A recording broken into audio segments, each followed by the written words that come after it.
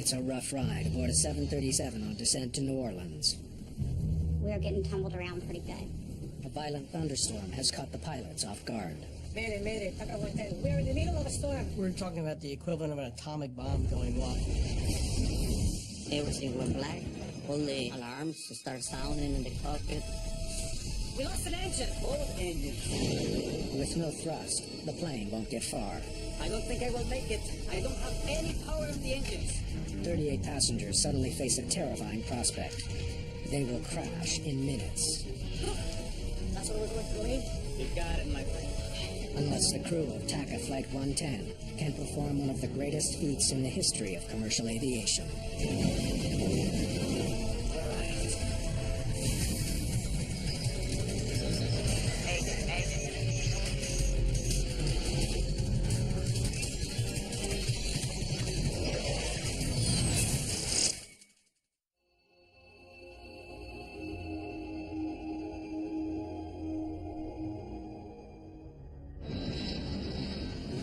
A brand new Boeing 737 is making its way through heavy thunderstorms and hail, 30,000 feet above the Gulf of Mexico.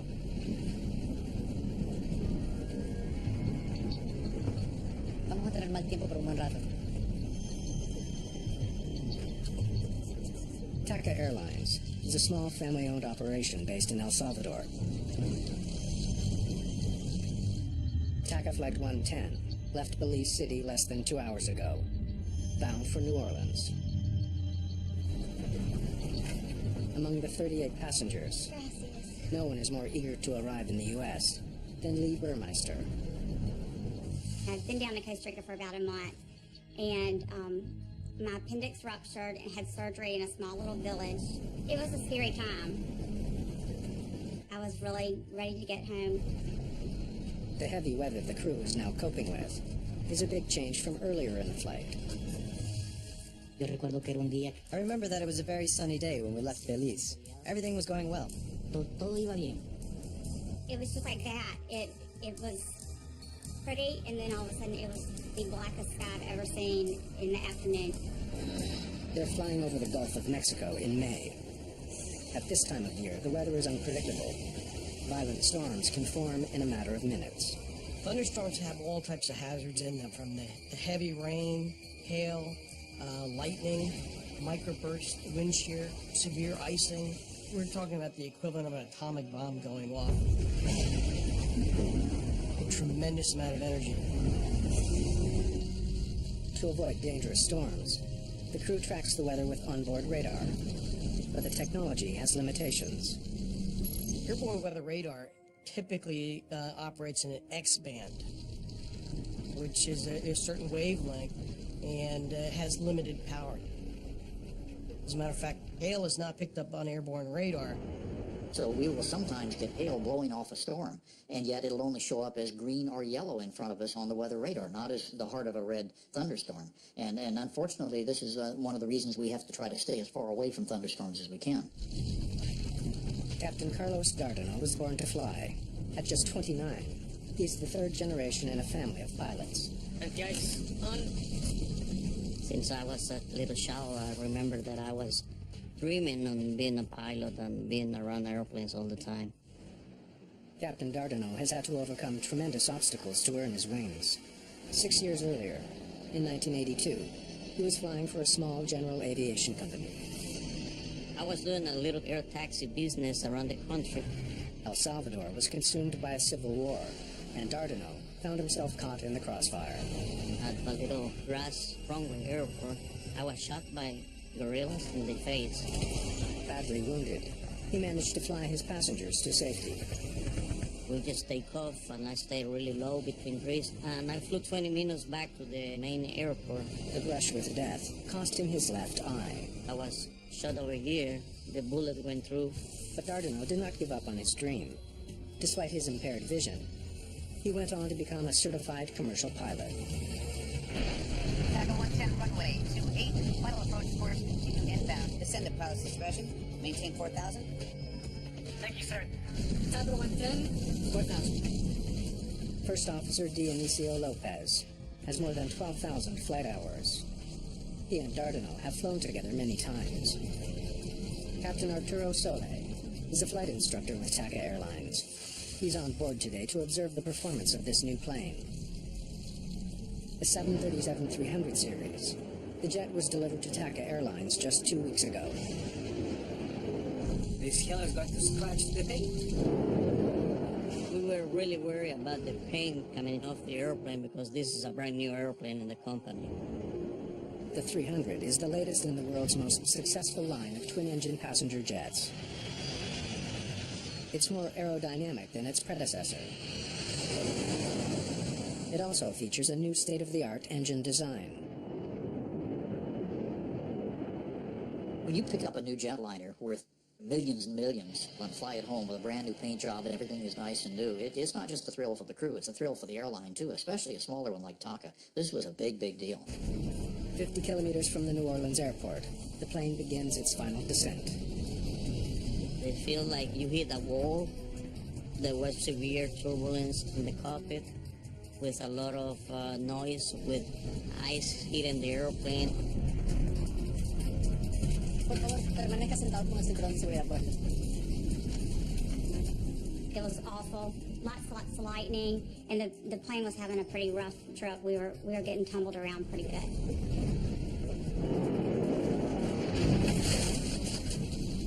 As the flight attendants take their seats. Flight attendants, take their seats.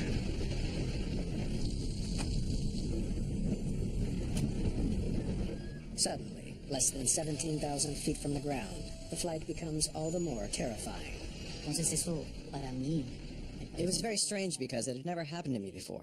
The lights had never gone off during en turbulence. medio de una turbulencia se fueran las luces. Everything went black. All the alarms start sounding in the cockpit. All the instruments went out. So I hit the throttles a couple of times, trying to just go to basics, control the airplane. We lost power on the engines. Then I find out that we didn't have any power. Good enough. The plane has enough speed to glide, but not for long. It will rapidly lose altitude as it does. No power also means no electricity for all the onboard systems. In the New Orleans control tower, Flight 110 disappears from radar. Taca 110, approach, say altitude. Taca 110, this is New Orleans approach control. How do you hear? Without power, communication with the plane is now impossible.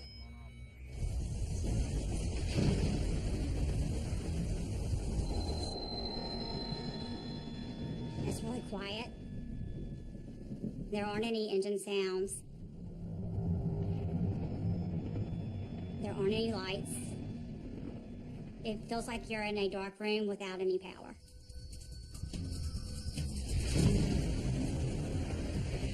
In less than a minute, the 737 drops almost 1,000 feet. It continues to fall. We are dropping at 1,500 feet per minute. And without power, there is no way to restart the engines. Well, we knew we didn't have much time to try to find out where to land or what kind of emergency landing we're going to have, or that we're going to have the engine started again. The altimeter and attitude indicator have backup battery power. Nothing else is working. The APU started.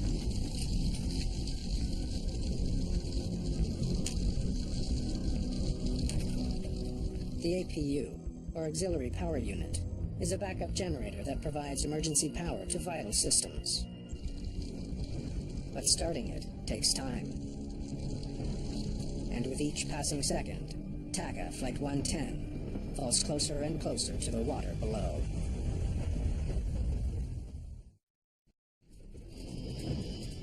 It was very quiet. You could hear the hail hitting the plane. I was thinking that this was it, that it's going down, and this is my last day. Watch the gates.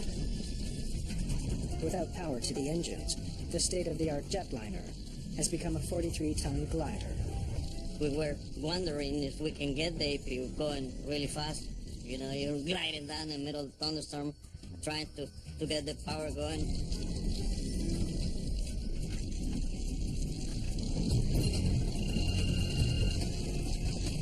APU is up and running. Cuando regresaron las luces, When the lights came back on, I was relieved. I thought it was something temporary. No big deal. sucedió, pero que no va a pasar para más. The APU is now providing emergency power to the plane's systems. But the engines are still not running. To fire up the powerful turbofan engines, the crew must follow the procedure for a complete engine restart. That's vital. And feel yourself.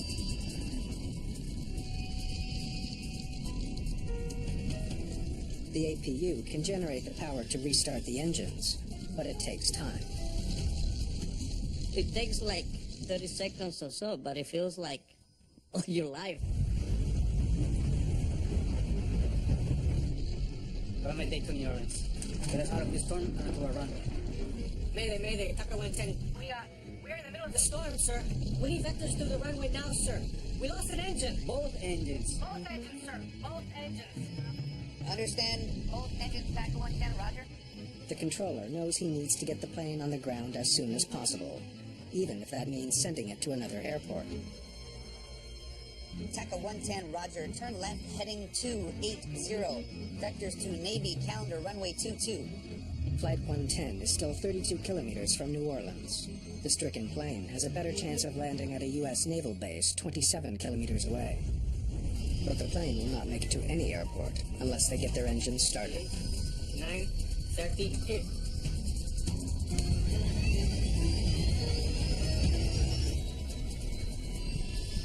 Only 5,000 feet from the ground, the left engine ignites. Speed.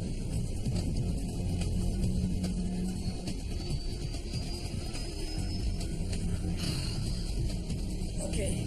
Good job. Start working on the other one. The plane can fly with only one engine, but both engines would be safer, especially in bad weather. Request a vector back to New Orleans. Okay, we have one engine back on. Request vectors to New Orleans. Taca 110, Wilco, fly heading 290. Vector around the thunderstorm to your right. Meanwhile, Captain Soley is taking the steps to fire up the second engine. Here comes the other one. And here comes the other one. Speed. All right. You got both of them. With both engines back, it appears the crisis is over. Okay, sir, we have both engines back now. We really appreciate what you've done for us. We are going to go down to 310. For the engines to come back on, it really didn't make anybody feel that much better. We are still in a mess.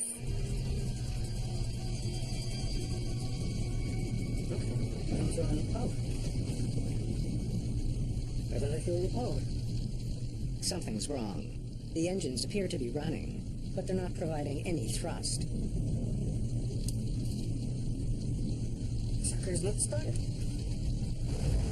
Then, the gauges show that the engines are overheating.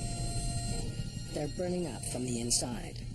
The risk of a catastrophic engine fire now leaves Dardanelle with no choice. He must do something no pilot would ever want to do. Shut down both engines for good. Once again, the plane is without power and falling fast. We knew that we don't have any possibility to restart the engines, and then we had to start looking for some place to land. The plane is quickly closing in on 3,000 feet. At the rate it's dropping, it won't make it to New Orleans. Okay, where do I put this thing down? Visibility begins to improve when the plane breaks through the storm clouds. But it's still raining, and Dardanelle has less than 3 minutes to find a place to land. I was seeing just swampy land all over the place. New Orleans is surrounded by canals and lakes. The city is protected by a system of levees, man-made barriers designed to prevent flooding. It's no place to try to land a 737. Yeah, we don't have power on the engines. Taca 110, I'm going to vector you to Lakefront Airport. You're only 11 miles from Lakefront. I don't think I will make it. I don't have any power in the engines. I guess we'll have to go down. We're going to declare an emergency. We're gonna have to decide where to put this thing. Taca 110, do you have visual reference to the ground at this time? Yes, sir. Taca 110, there is an interstate highway directly ahead of you at 12 o'clock in 7 miles. That's where it is. Landing on a highway may be Dardanelle's only option. It was probably a possibility, but you always know that the freeways are full of cars. said, no way, I'm going to try to land in the highway because we'll kill many more people. So that was not our option, really. 11 years earlier, a Southern Airways flight facing a similar emergency was forced to land on a highway in Georgia. The crash landing killed 9 people on the ground and 63 people on board the plane. I don't think we're gonna be able to make it there. You're 6 miles away from Lakefront Airport. Can you make it there? No, sir, we're at 2,000 feet and losing altitude. The crew only has one option left. I guess I'm gonna have to make a ditching here, sir. They must take their chances and put the plane down in the water. Taca 110, roger. Whatever you need to do, sir. And that was about the last communication with the tower. Then we were like 1,500 feet when that was going on. This is New Orleans Tower. We have an inbound 737 probable ditching. 45 souls on board. The Coast Guard is immediately deployed. The crew of Taca Flight 110 plans to put the plane down in a canal directly ahead of them. Okay. There.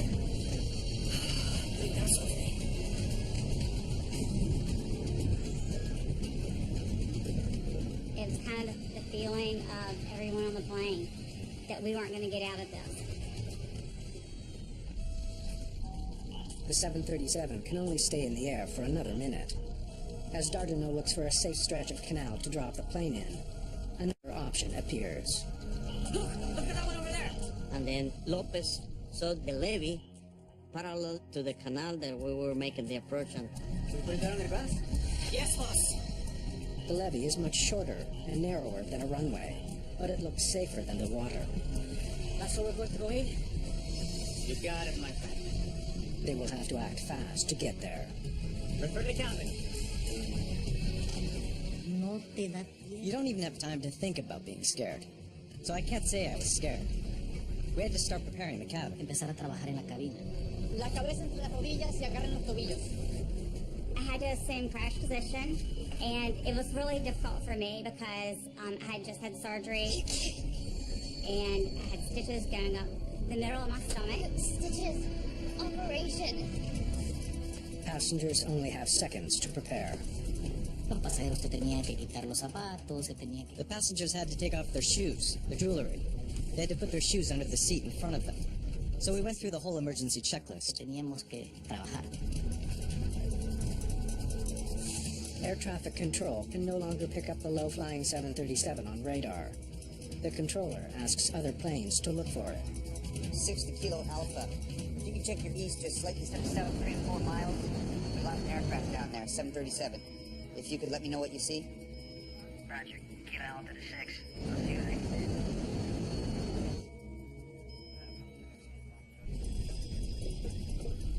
Me sentí con miedo al momento. I felt scared when I got back to my seat. That's the moment when I really got scared. Okay. Put the gear down. All right. But Captain Dardanelle is still flying towards the water. Well, the levee was parallel to my right. To have any hope of landing on the levee, he needs to make a sudden and dramatic course correction. That requires a risky maneuver known as a side slip. So we just had to do a little bit side slip to get into position to make a perfect landing. It's a move meant for small planes and gliders, not a 43-ton Boeing 737. But it's a risk he has to take.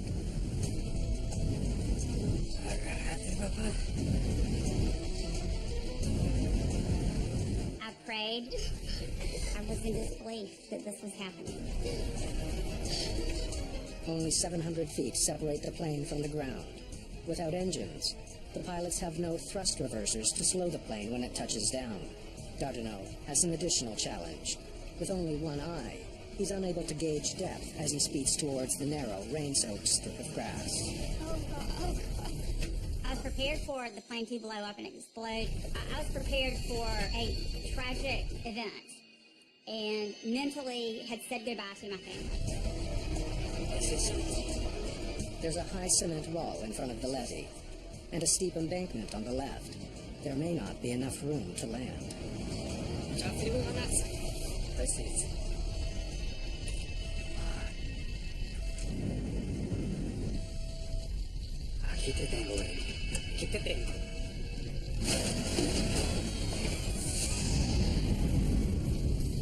first arm with one wheel and the other one. Was it a hard landing? Yes. If the seatbelt snapped, we would have flown through the plane, for sure. On the soggy grass, the plane is in danger of skidding off the levee into the water. I was trying just to control the airplane, not to hit the brakes and not to lose the airplane at the last minute, you know. The spoilers were out. So we were just thinking, okay, we make it, we make it, we make it.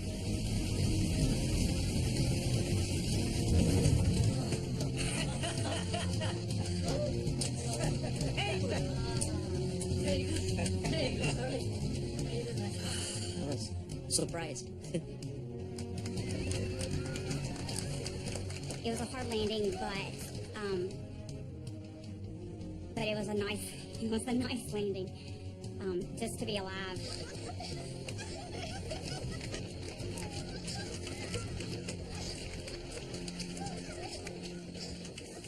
El aterrizaje fue espectacular. El avión. The landing was spectacular. The plane landed so smoothly. There wasn't even a bit of turbulence. No hubo ninguna ni media turbulencia. A perfect landing. Perfecto. And that was, I think, the most beautiful landing that I ever made. Cuando yo vine, When I looked out my window, there was no fire. So I immediately opened the door and deployed the slide. salió el tobogán.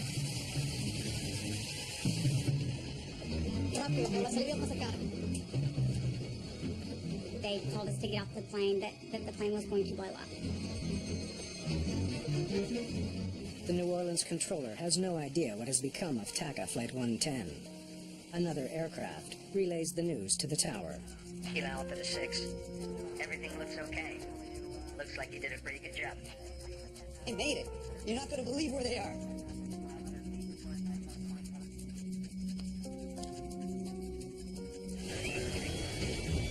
For the first time in history, a 737 without any engines has landed safely outside of an airport. Now, investigators must find out why the sophisticated engines on a brand new jetliner failed in mid-flight.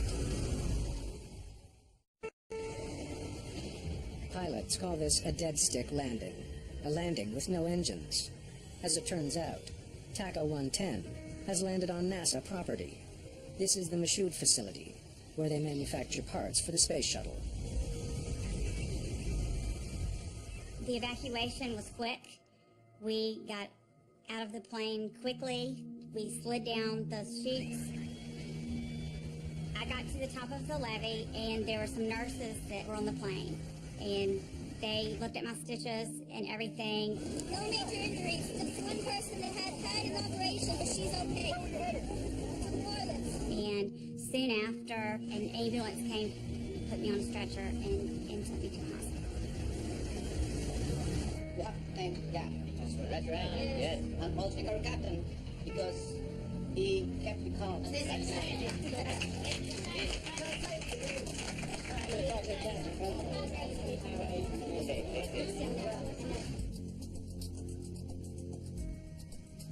Now, that's not something you see every day. Within hours of the emergency, investigators arrive and begin examining the damaged plane. To end up with a jetliner sitting on a levee, having landed there, being perfectly intact, is almost an unbelievable sight. It's beyond incredible. A couple of questions for you, but first thing I'd like to say is, nice landing. So, tell me, when did the engine trouble start? Investigators meet with the crew right away. They want to know exactly what was happening when the engines flamed out. We were descending to 16.5 when both our engines flamed out at the same time.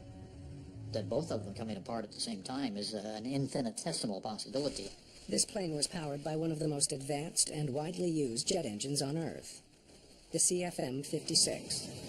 It powers not only the Boeing 737, but Airbus and military planes as well. The CFM56 is just a marvel of current engineering aeronautically. There are thousands and thousands of them out there, and they almost never ever fail. But 2 CFM56s had failed on this one plane alone. Investigators desperately need to know why. I haven't flown through too many storms that intense.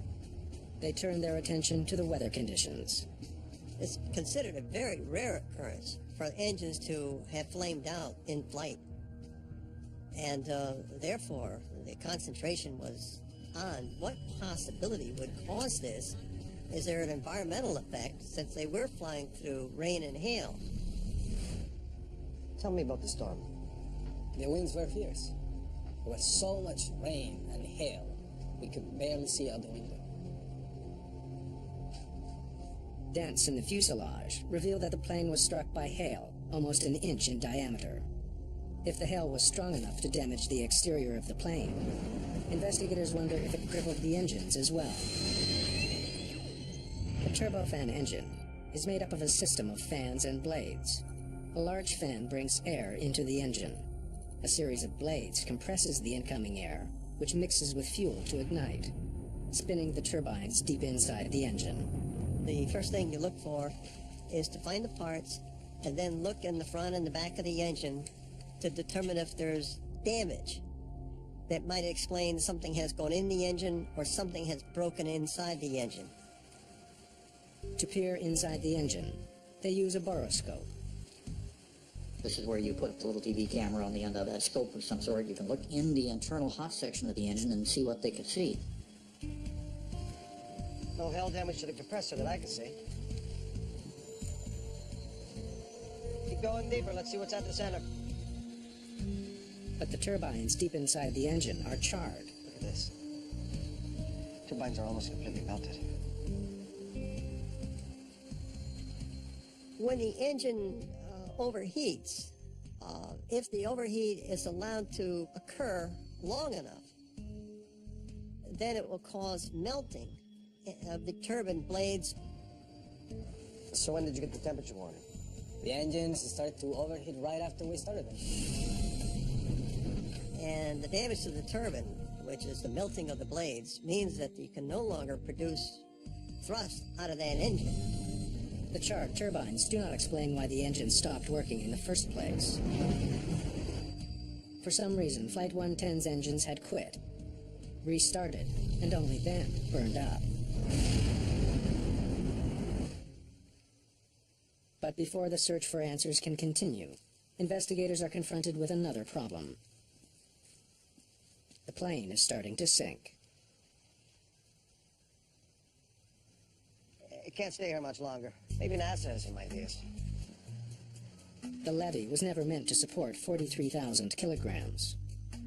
A jetliner has an awful lot of weight on a very small footprint. You leave a plane there for 2 or 3 days, you may have it mired up to its hubcaps.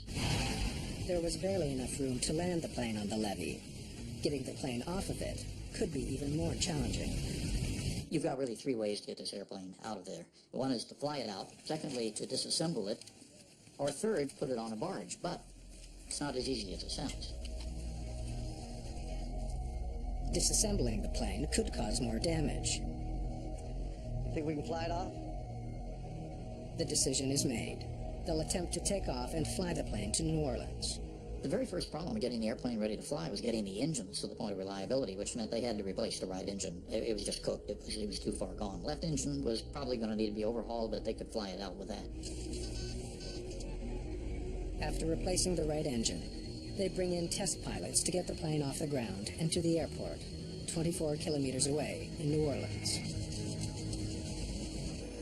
It's a good, safe operation that we're doing here today. We can accelerate up to virtually to takeoff speed, and then if we decide to stop, why, we could stop the airplane.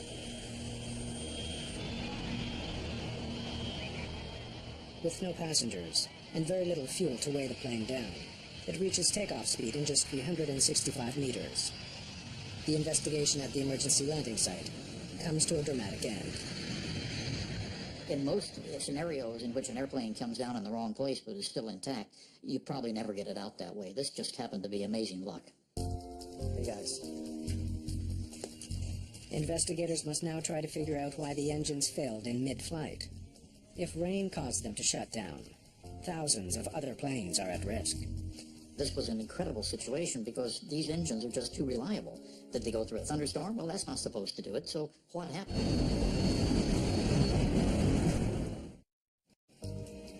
The CFM56 engines are designed to withstand a heavy rainstorm. Most water is diverted away from the core while in flight. Whatever makes it inside should evaporate or drain from the engine. The engines were sent back to the GE test facility in Ohio, where they have the test facilities that can recreate water ingestion testing. If some hidden design flaw caused the engines to fail, investigators need to find it. They hope water ingestion testing can provide some answers.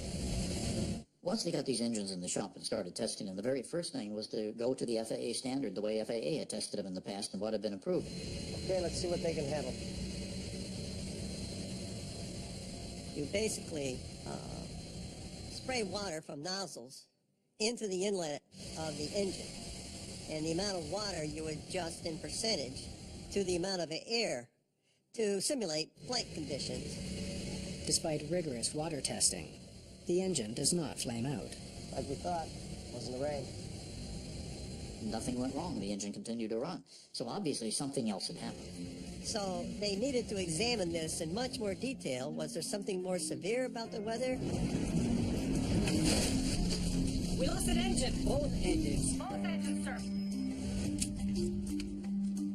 Investigators study all available data on the storm that somehow brought down Taca Flight 110.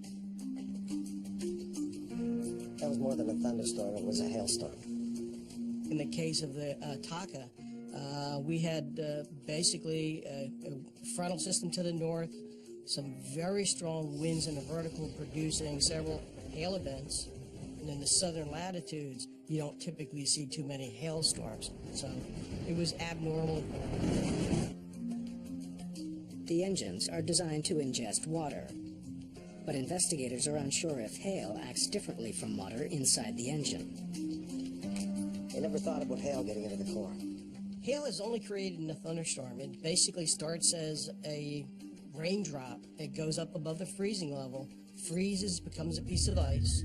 Then as it gets heavier, drops back down below the freezing level, coats another layer of water around it, and gets back into the updraft again, brought to higher altitudes, and refreezes. So hail is multiple layers of ice that forms on a particle. Investigators learned that the engines were designed to withstand the impact from hailstones of a certain size.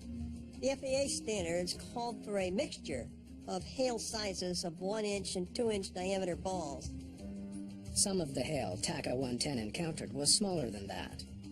Those smaller pieces of hail could make their way through the fan and compressor blades, accumulating deep inside the engine where they would melt.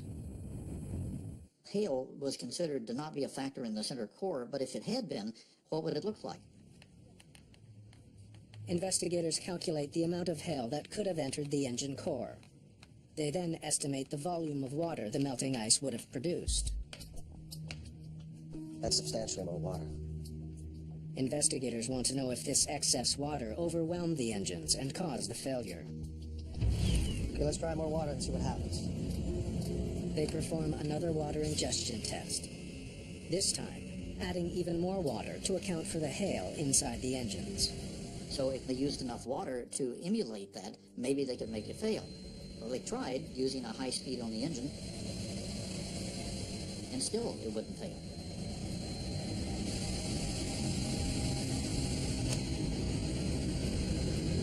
Okay, what are we missing?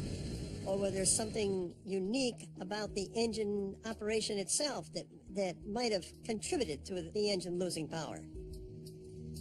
Engine performance figures from the flight data recorder give investigators a new lead. Just before the flame-out, engine power is down to 35%.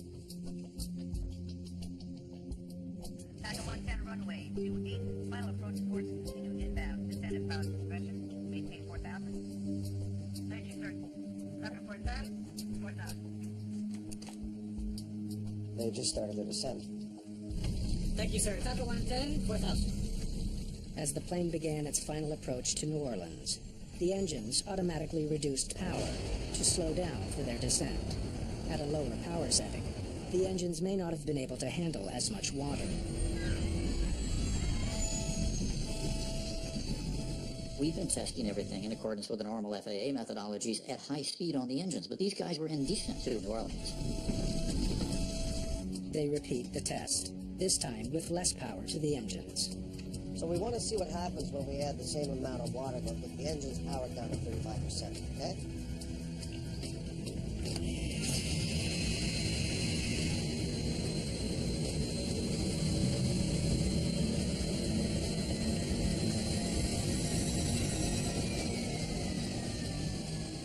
The big aha moment was when they realized that it was the speed of the engine that was managing to get the engine through the ingestion of as much water as they could throw at it, and presumably as much hail. But when the engine went down to idle, that's when they managed to find the key. That's when the engine couldn't handle it. Well, now we know what happened. Bad timing. And that test gave a completely different result. Investigators have discovered why the engines flamed out.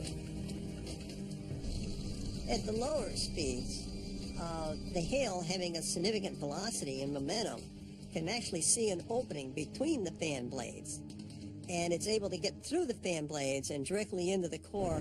The engines filled with hail and water and flamed out.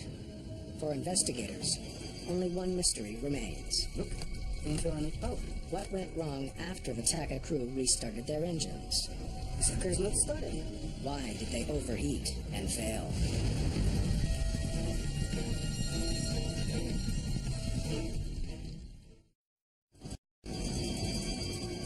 When the engines on the 737 flamed out, the crew knew they had to act fast. We lost power on the engines.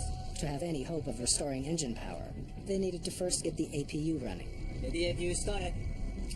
Since the engines were no longer spinning, they had stopped ingesting air and water, but a successful restart was far from guaranteed. If you do not have all the proper conditions, you can get what's called a hot start, which means that you have too much fuel for the amount of air going into it, and the flame will now migrate into the turbine, where it could overheat it. After studying the engine data from the flight recorder, investigators conclude that the overheating and ultimate failure of the engines was in fact due to a hot start.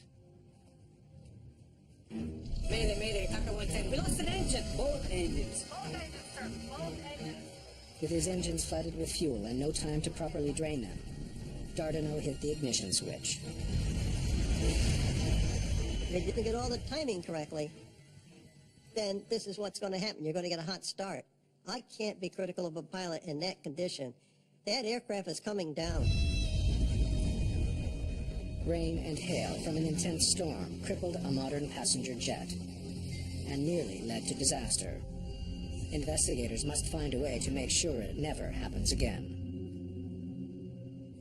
One of the beauties of aviation and aviation safety is when we find there's a problem, everybody works together to solve it. And in this case, the problem indicated a need for an engine change, not a complete design overhaul, but just a few tweaks. But that was done almost immediately, much to the credit of everybody involved.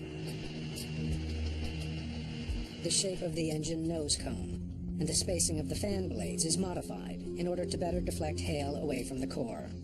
Also, additional bleed doors are added to drain more water from the engine.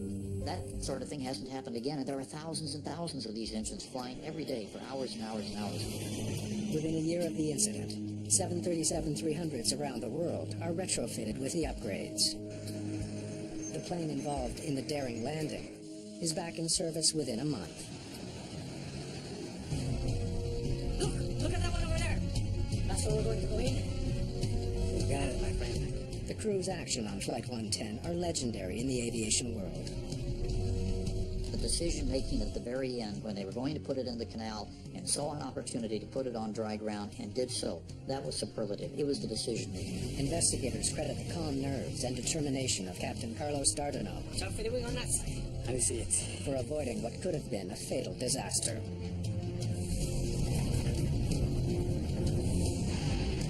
Captain Dardanelle is dubbed a hero in the media. Passengers that day were overjoyed. Dardanelle and his crew kept the calm, and because of that, 45 people who rode that plane are alive today. Today, the Dardanelle family tradition continues. Carlos's son and daughter have followed in their father's footsteps, both becoming pilots. At the beginning, I was mad when I was shot.